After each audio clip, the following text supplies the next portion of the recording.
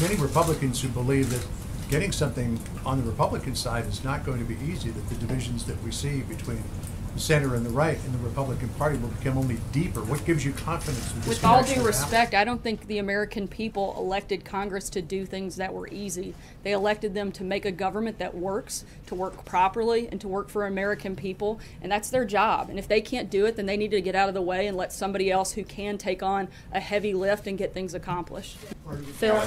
Sarah, you're talking about a comprehensive immigration fix from Congress in a span of 6 months, and much to the president's frustration, Congress hasn't been able to really do much at all this year. What gives him confidence that they're going to be able to act on immigration? Has he spoken to any congressional leaders since making this DACA decision? He's spoken to a number of leaders, but hopefully, as you guys all know, they just came back from a 3-week vacation. I think that they should be rested and ready to take on some big challenges that America faces. Why put the fate of the lives of 800,000 Because it's Congress's job to legislate. It's not the president's job to create law.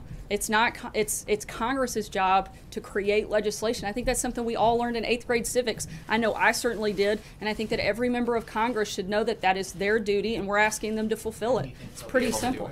I think that the American people elected them to do it. And again, if they can't, then they should get out of the way and let somebody else take their job that can actually get something done. Jim? It sounds like the president is saying, and you're saying, that if we're going to allow the Dreamers to stay in this country, we want a wall. Is that accurate? I don't think that the president's been shy about the fact that he wants a wall, and certainly something that he feels is an important part of a responsible immigration reform package. Can I ask you one follow-up question? Why did the president not come out and make this announcement himself today? Why did he leave it to his attorney general? It's his decision. These kids in their lives are on the line because of what he's doing. Why not have him come out and make this It's call? in large part a big part of the legal process. This was deemed illegal by, I think, just about every legal expert that you can find in the country, including many of Obama's own attorneys, said that this was not lawful program. Right. And therefore it would be the Department of Justice to make a legal recommendation, and that's what they did. Stephen? This morning, he repeatedly referred to DACA recipients as illegal aliens, and at one point he intimated that hundreds of thousands of Americans did not get jobs that were taken by DACA recipients. Does the president share that view? I think that it's a known fact that there are over 4 million unemployed Americans in the same age group as those that are DACA recipients, that over 950,000 of those are African Americans in the same age group, over 870,000 unemployed Hispanics in the same age group. Those are large groups of people that are unemployed that could possibly have those jobs. But again, we're looking for fixes. We're not looking for complaints, but we're looking for solutions, and that's our focus moving forward. Those statistics with the idea that hundreds of thousands of people, if the president gets what he wants, would achieve legal status. How do you reconcile those two competing interests? Well, I think one of the first things is the president is looking to create a whole lot more jobs in America so that it addresses both problems. There's a reason he's focused largely since day one of taking office in creating a better market for businesses to create jobs, to hire more people, higher wages. He's gotten rid of over 800 regulations that have helped do just that. 1.2 million jobs have been created since he came into office, and every single day we're looking for more ways to grow that number. And so we're doing our part to address and create an environment that allows people to have more jobs, and we're going to continue doing that. Kristen? The president vowed to treat Dreamers with, quote, great heart. How is this move treating them with great heart? I think by allowing an orderly process to take place. You know, there's a lot of people that I've seen attacking the president for not showing the level of compassion that they feel like he should. To me, the most heartless thing that I've seen all day today is that Democrats like Nancy Pelosi are using this decision today for fundraising while the president's trying to fix this situation. They are politicizing an issue instead of actually doing their job. If they would spend less time fundraising and more time focusing on solutions, we wouldn't even be in this problem in the first place. On the president's decision, where all of this stems from, Dreamers, supporters of Dreamers say this is cold-hearted. You're leaving the future of 800,000 people uncertain, up in the air? What's your message to them? It's not cold-hearted for the president to uphold the law. We are a nation of law and order. And the day that we start to ignore the fact that we are that, then we throw away everything that gives these people a reason to want to come to our country. If we stop becoming the country that we were envisioned to be, then we throw away what makes us special, which makes America unique. This president's not willing to do that. The previous administration was, this one isn't. But we want to have real solutions. We want to have laws that address these problems, but it's Congress's job to legislate, not the president's. And we actually want to uphold the Constitution, and I think people across this country should be celebrating the fact that they have a president that is standing up and upholding the Constitution as he was elected to do. Francesca. Thank you, Sarah. I wanted to follow up on what Jim asked. I don't know that we heard back here the rest of your answer. You said that the reason that Attorney General Jeff Sessions put out the earlier statement on camera was because it was a legal argument. But a lot of what we've been talking about in here is a legislative argument.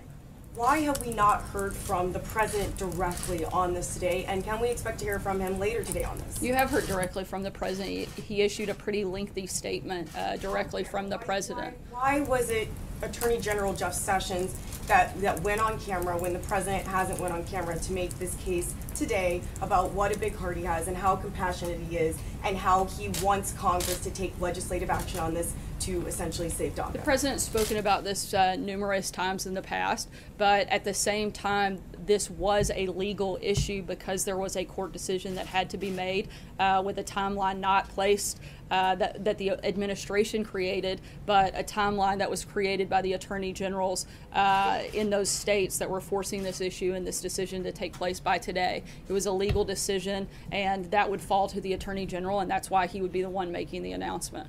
Sarah. Peter. You talk about stakeholders. Has the president met any enrollees in the DACA program?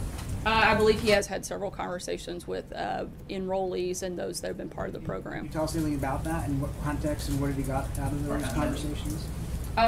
Look, again, I think that the president's goal was to talk to a lot of people on both sides of the issue and, one, do what it takes to uphold the law, uphold the Constitution, but also allow Congress to create a permanent solution and fix the problem, which he's done by allowing for that 6-month period. You had those conversations recently as part of this recent deliberation? Again, I'm not sure on the exact timeline, but I know he has had many conversations with people on both sides of this issue. Certainly people that support keeping it as is and those that support getting rid of it. People will be affected by it, though, right? Right. Again, like I said, I know had conversations with people that have been part of the program. No. Sarah, Go ahead. sorry. I'll The president. go here and then I'll come back to you.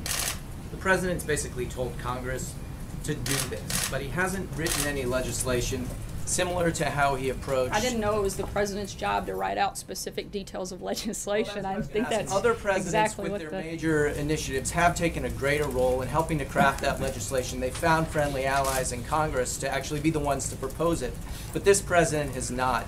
Why has he made that shift, and does he think is he reconsidering it in light of the fact that some of the other major pushes he's tried to make have not been successful legislatively? We've laid out detailed principles, and we have worked with members of Congress on specific pieces of legislation, and we'll continue to do that. Celia? The president says that Dreamers won't be a priority for enforcement, but that's not a guarantee of protection. Is this White House willing to offer one?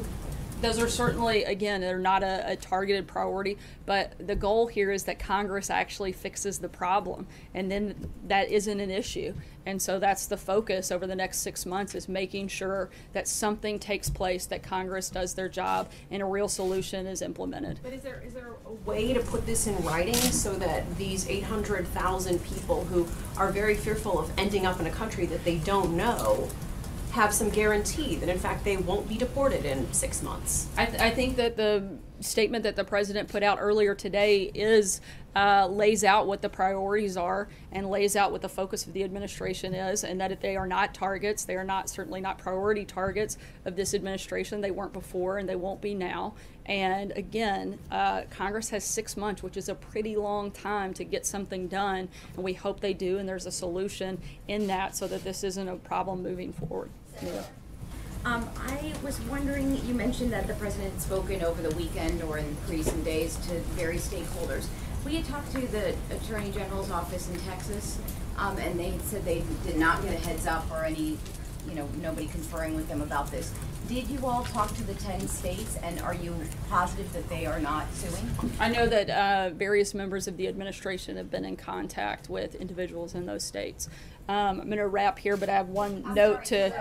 Wait, we didn't answer the second part. I have one thing I'd like to just add. The president will be announcing the donations that he will be personally making to the various charities, and thank you to those of you that have submitted. We had several people put in submissions, and he'll be doing that tomorrow. And again, I know there were a lot of questions over the weekend. That will be a personal donation of $1 million from the president to various organizations and charities, many of which came from this room. So thank you again for that. Hope you have a good day. Was adopted decision a Christian